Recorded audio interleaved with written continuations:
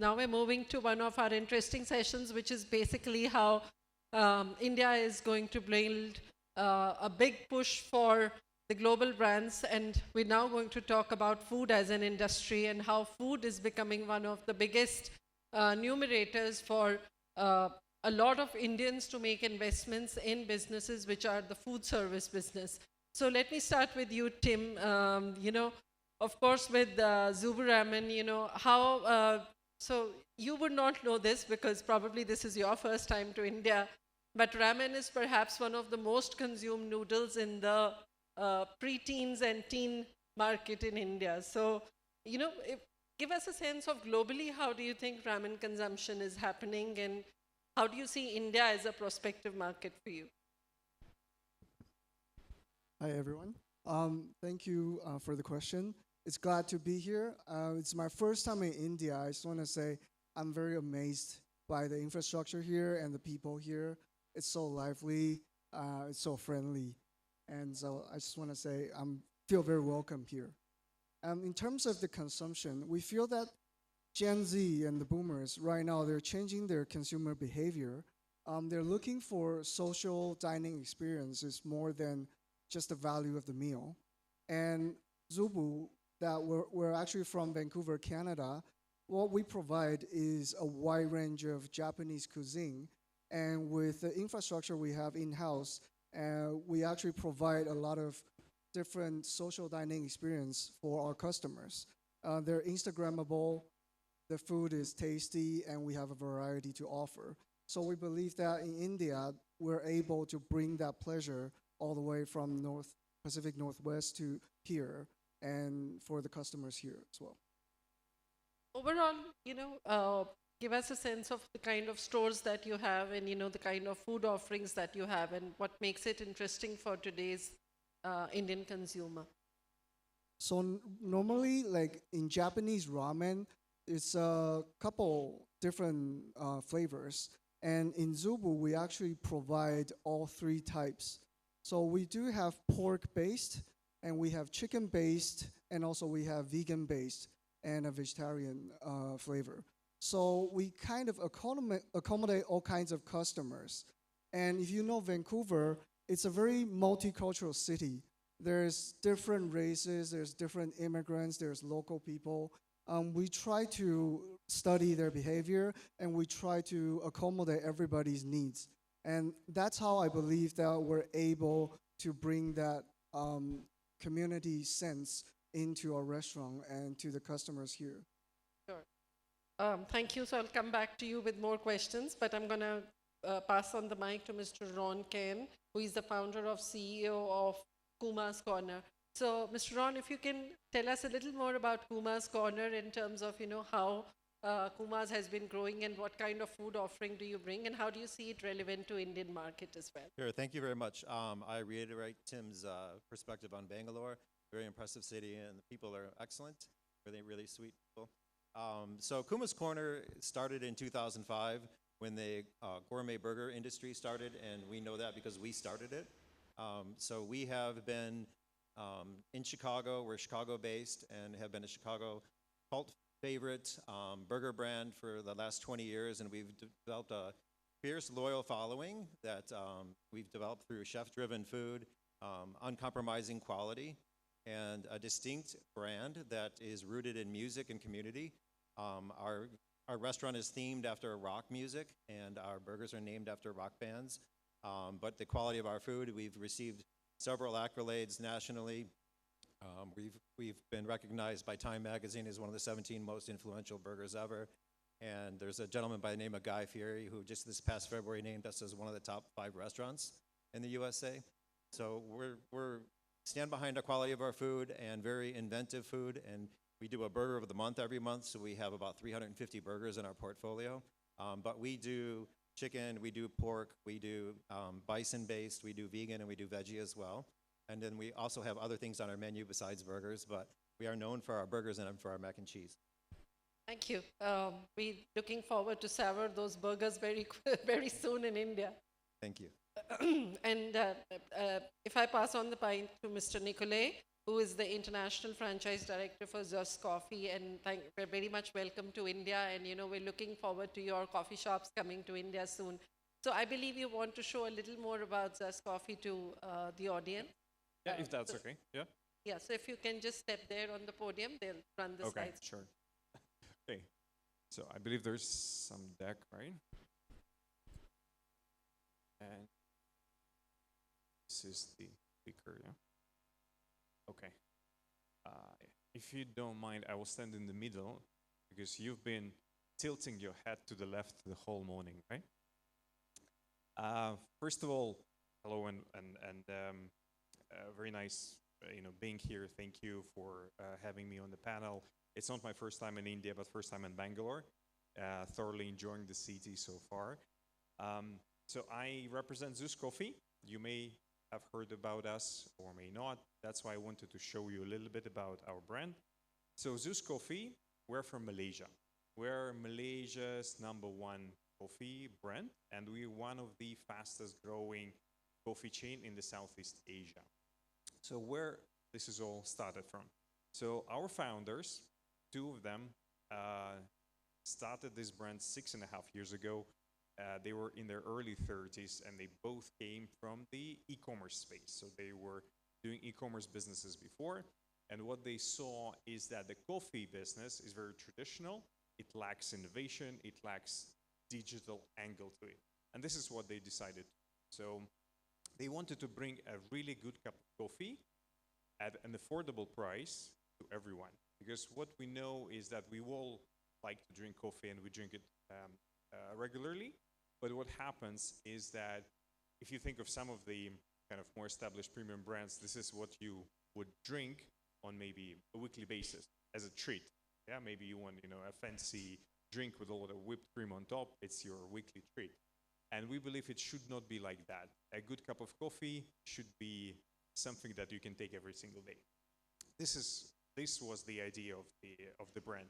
And then what they thought is that the digital aspect of it, the technology, could actually help bring down the cost, and this is how you bring back this margin and this price back to the people. In terms of the brand, they actually were inspired by a legend. I don't know if you know this legend about the Chaldean dancing goats. I will quickly tell about it. It is believed that in Ethiopia, there was a goat herder who was looking after its goats, and he saw that some of the animals, after chewing certain fruit, certain plant, they started acting very kind of actively dancing around, and this is how the coffee plant was discovered, right? So the brand actually refers to this story. So what happened after 6.5 years ago? The app was created first, and then the first coffee shop was opened in Kuala Lumpur in Malaysia. 6.5 years fast forward, we are today at 1,000+ stores in 6 countries. So we went quite aggressively, quite quickly.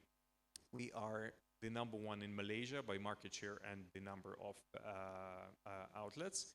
And also we are in Philippines, in Thailand, in Singapore, in Brunei, recently entered Pakistan and about to enter Indonesia and a few other markets as well. So we're on a very aggressive growth trajectory. What made us so popular? What made us so successful? 2 things, the app and the product. The app, as I mentioned to you, this is our cornerstone of the business. We have millions and millions of people using the app on a daily basis. And when it comes to sales, it's actually 65% of our business is coming from the app. And in the app, you have your pickup option and deliver option. So basically, if you want a coffee, you can pre-order, it's ready, you go and pick up it in the coffee shop. Or you order delivery through us, through our app. On top of that, we also have third-party delivery that gives us another 12% of the business. So total, 77% of the business is not over counter, it's through digital means. And that sets us apart. So if you think of imagine you're in the office, you're having a half an hour break before the next meeting, you want a coffee. Normally what you would do, you go down, there's one of the established brands and there's a queue. and there's someone in the queue waiting, like looking at the menu and deciding, oh, do I want this drink or that? How about this one? Do you have this ingredient? And you're stuck in that queue. And by the time you're ordering and then the drink is prepared, your kind of half an hour break is gone.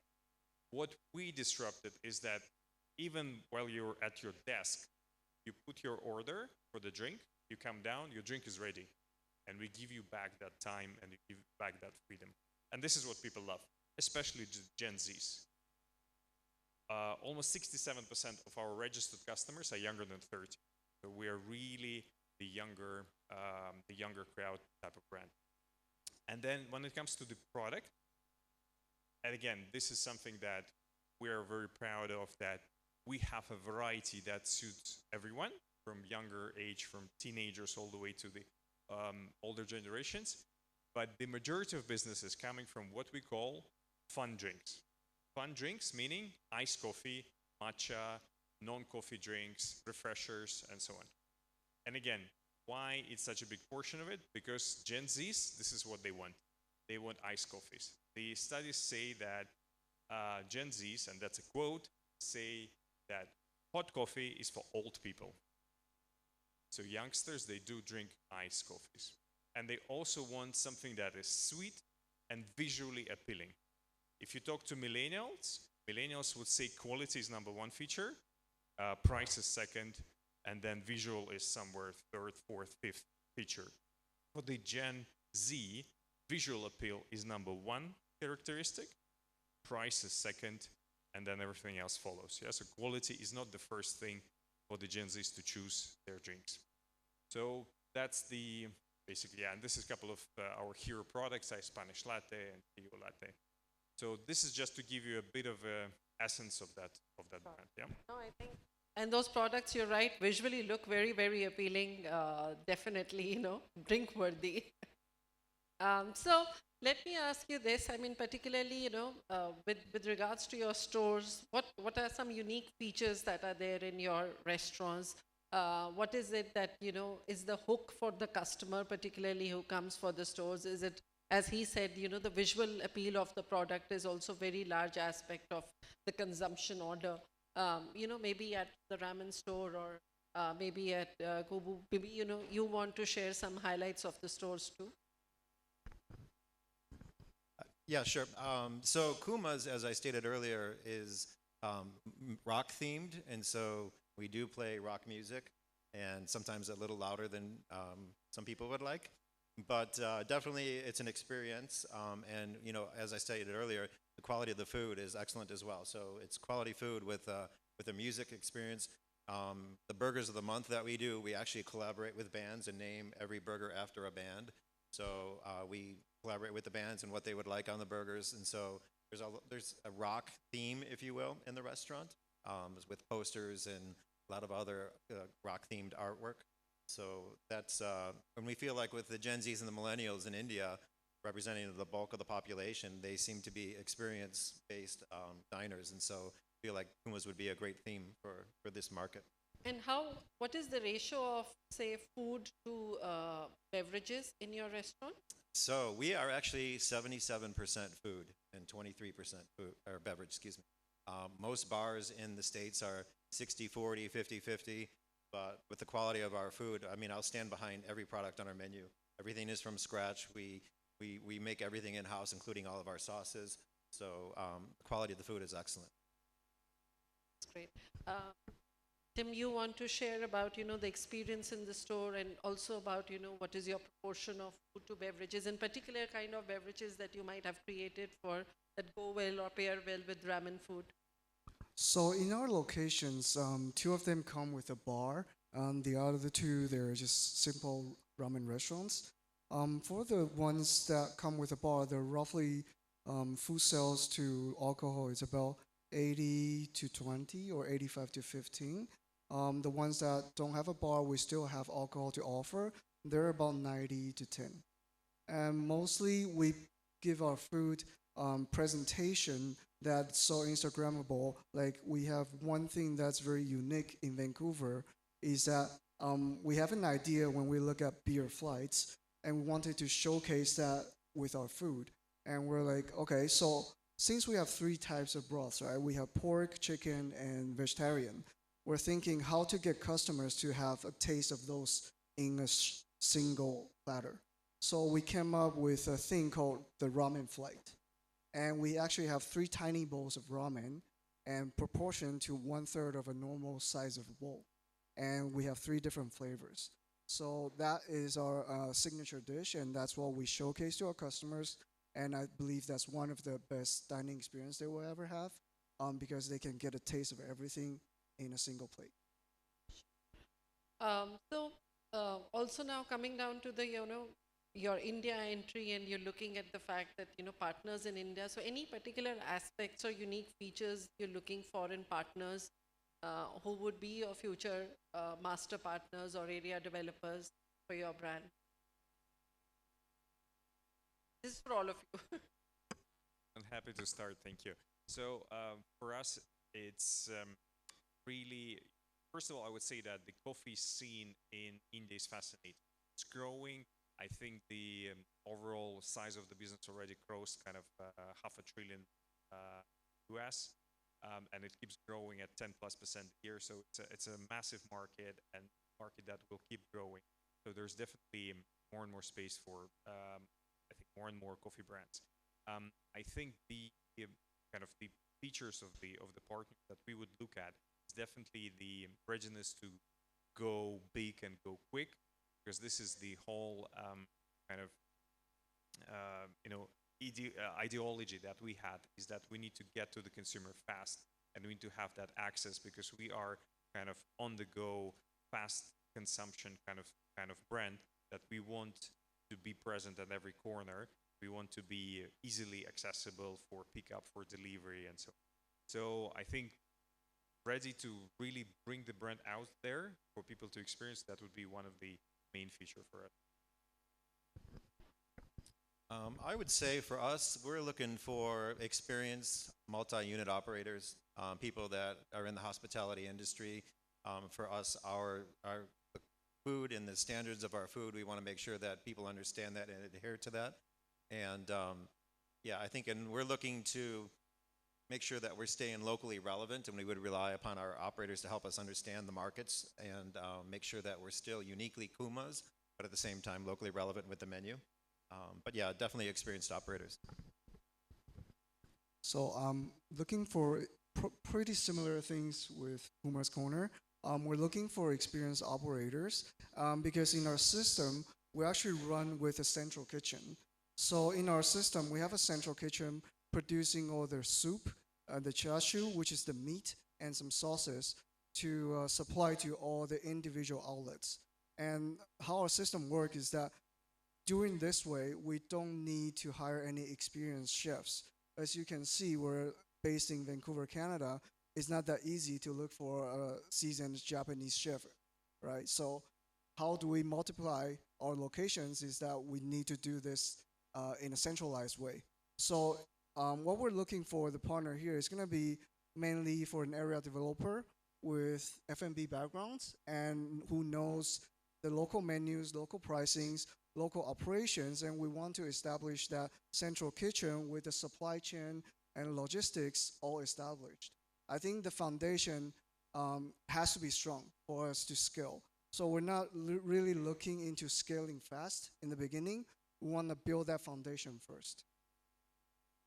And I mean, do you prefer more mall locations, or do you prefer high streets, or even places like metro stations or places like? What is your go-to location for your brand?